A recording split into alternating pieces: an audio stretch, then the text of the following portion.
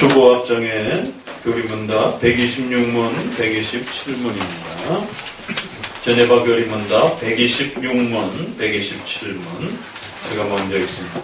그러나 선한 행위를 하지 않고도 의롭게 인정받는다고 믿을 수 있습니까?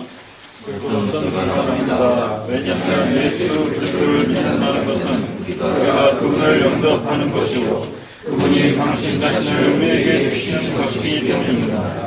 그래서 그분은 단지 우리를 죽음에서 해방시키시고 자기의 부재하신 공로를 통하여 우리를 죽음으로부터 구출해내시고 우리를 하나님 아버지와 화목하게 해주시겠다만 약속하는 것이 아니라 다만 성령님을 통해서 우리를 새롭게 태어나도록 해서 우리가 거룩하게 살아가도록 해주시겠다고 약속하셨기 때문입니다. 그렇기 때문에 신앙은 우리로 하여금 선행에 대해서 무관심하거나 게을러지지 않게 해줄 뿐만 아니라 선행들이 만들어지는 근원이 되기도 한다는 말입니까? 그렇습니다. 바로 이런 믿음의 행복의 신앙과 회개 두 가지가 모두 포함되는 것입니다.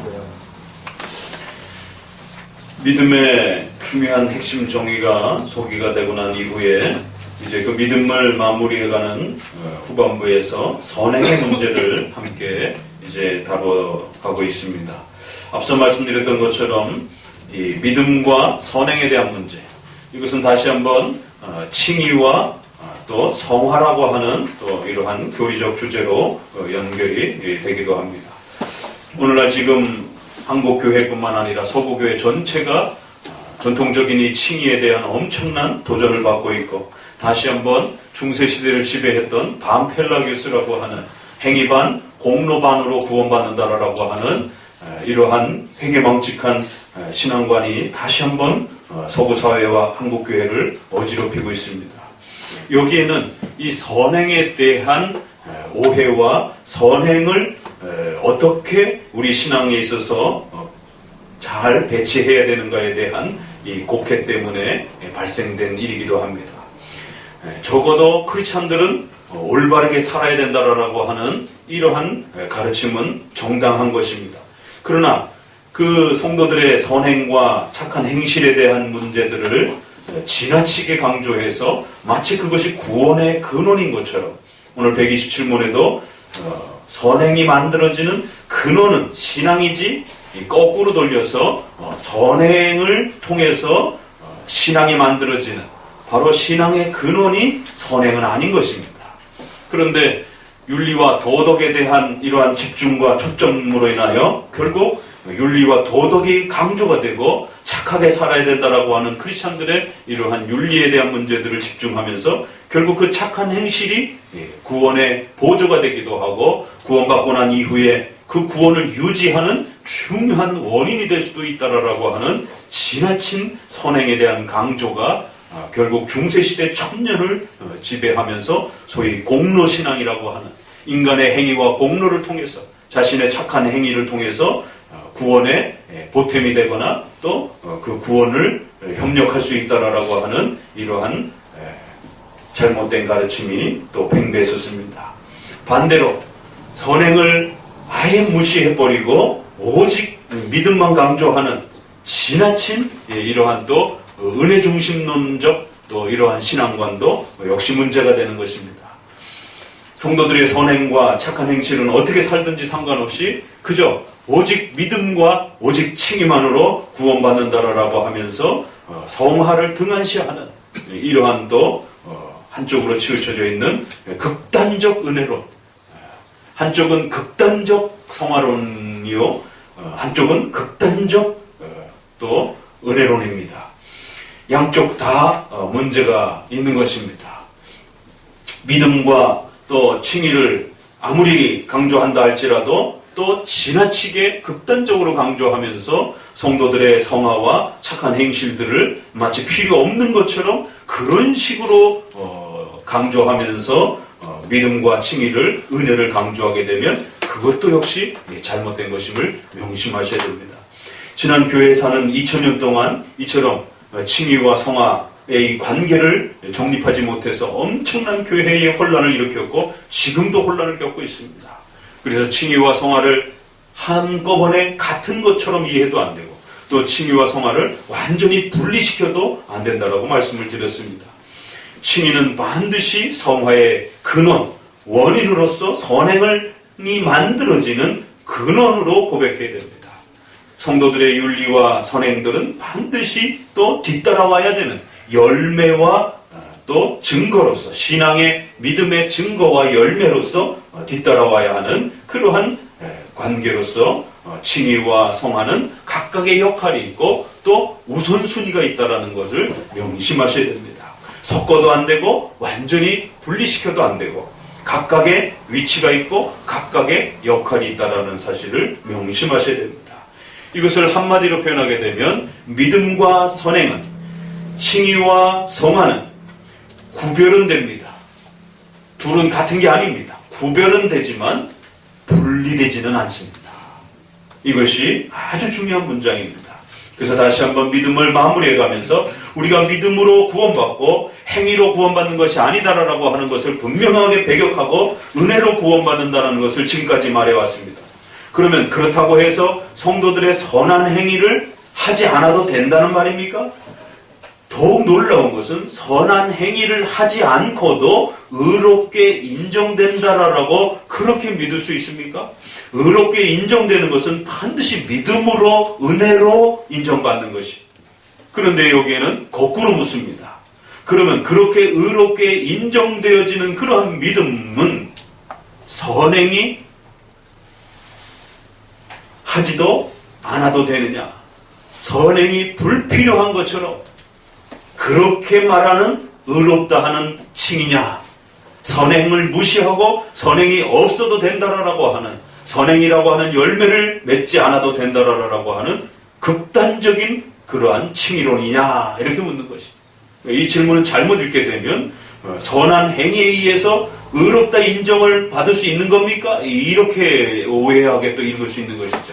그러나 여기서는 그런 의도가 아니라 이 칭의라고 하는 것은 선한 행위를 배제하거나 무시하거나 그렇게 선행의 열매가 없이 오직 칭의만 독단적으로 그렇게 주장할 수도 있는 그런 칭의입니까?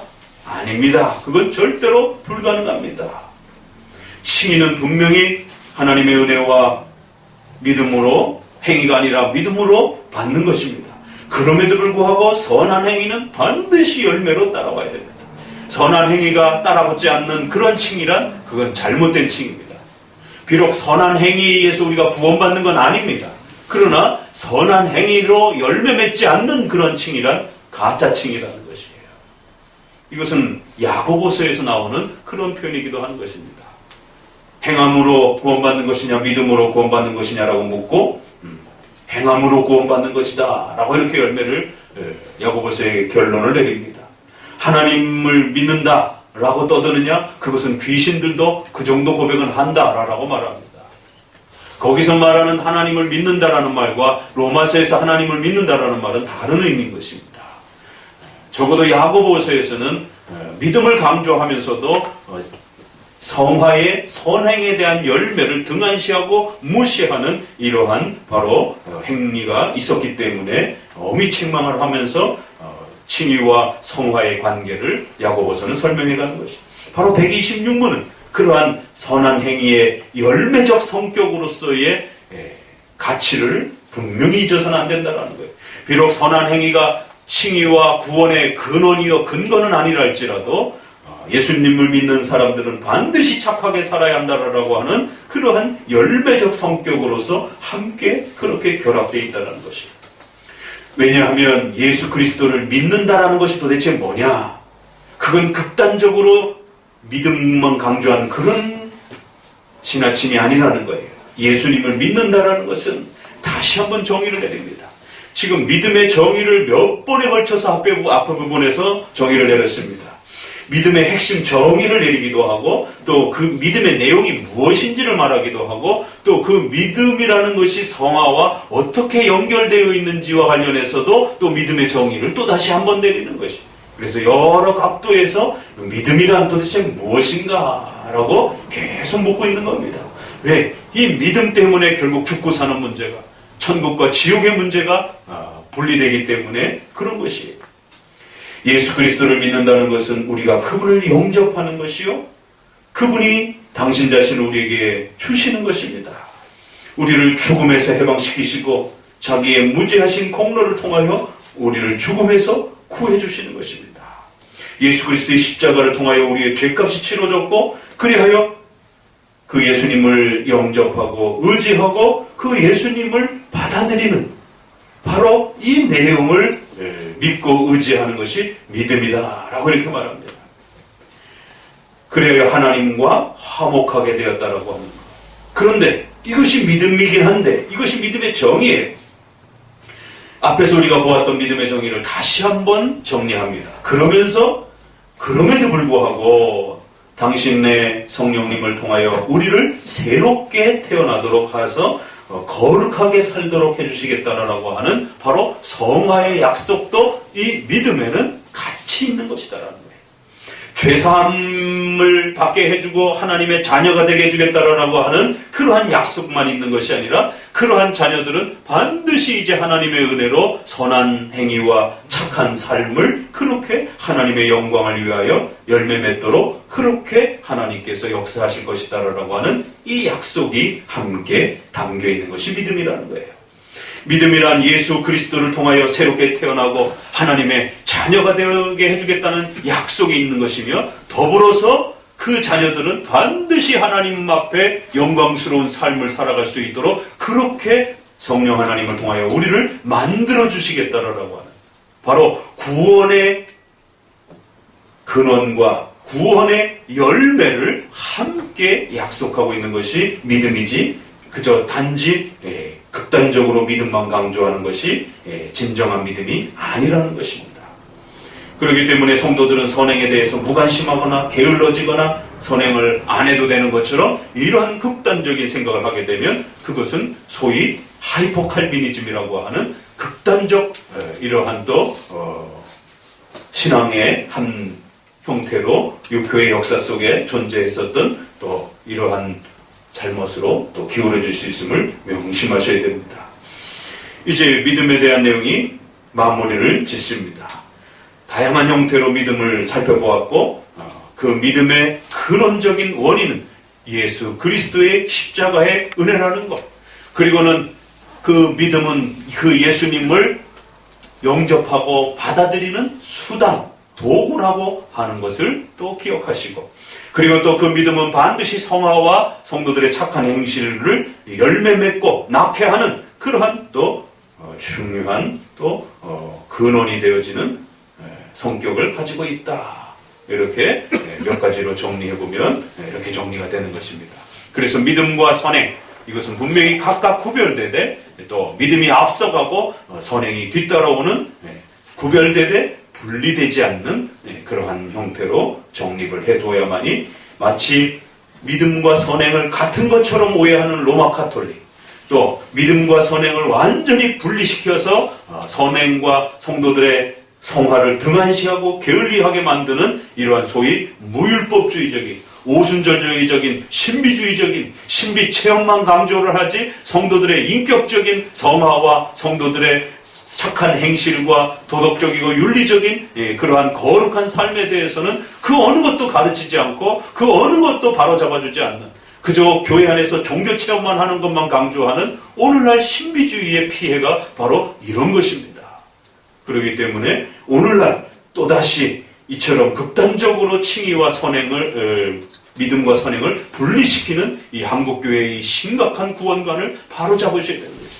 그래서 칭의와 선행은, 믿음과 선행은 각각의 역할이 있고 우선순위가 있다는 것. 그래서 어느 한쪽을 버리거나 또 섞거나 그러면 안 된다라고 하는 것을 꼭 명심하셔야 됩니다. 500년 전에도 이렇게 배웠고, 400년 전에 웨스트민스터 소유리 문답에서도 이렇게 배웠고, 100년 전에 선교사들이 이 땅에 들어와서 기독교를 소개할 때도 우리가 그렇게 배웠던 것이죠. 그런데 최근에 와서 이상한 선행 구원론들이, 선행 구원 유지론들이 오늘 다시 한번 한국교회를 어지럽히고 있습니다. 그것도 개혁교회라고 하는, 장로교회라고 하는, 칼빈주의 교회라고 하는 이러한 목회자들이 이러한 가르침들을 서슴없이 받아들여서 오늘날 가르치고 있는 이러한 형편들도 더욱 조심하셔야 됩니다. 복음주의권이나 칼빈주의권 상관없이 이러한 고대의 로마 가톨릭과 같은 반반 구원론이 다시 한국교회를 어지럽히고 있음을 명심하셔야 돼요. 왜 교회가 이렇게 쉽게 여기에 넘어갈까요? 그만큼 매력적이라는 겁니다. 반반 구원론이 그렇게 만만한 그러한 가르침이 아니라는 거예요. 그만큼 매력적이기 때문에 수많은 사람들이 오랜 세월 신앙생활 하다가도 갑자기 넘어지기도 하고 이러한 가르침에 마음을 빼앗겨서 마치 자신의 공로와 의의에 의해서 자신의 종교 체험에 의해서 마치 뜨거운 신앙과 구원의 신앙이 유지되어지는 것처럼 그걸 교회는 이용하여 교회를 더욱 성장시키는 또 성도들의 헌신과 열정을 이용해서 결국 교회를 성장시키는 중요한 또 수단처럼 그렇게 사용하는 것입니다. 정말 조심하셔야 됩니다. 구원은 칭의는 오직 예수 그리스도의 피와 오직 믿음과 은혜로 구원받는다라는 것. 그러나 신자는 하나님의 영광을 위하여 지정의 전인격적인 면에서 착한 삶과 거룩한 삶으로 그렇게 변화되어져 가야 하고 또 최선을 다해서 노력하고 성도들의 성화와 삶을 책임져야 하는 또 이러한 막중한 또 은혜의 책임감이 있다는 사실을 잘 또 정리해 두시기를 주의 말씀으로 권면을 드립니다. 기도합니다.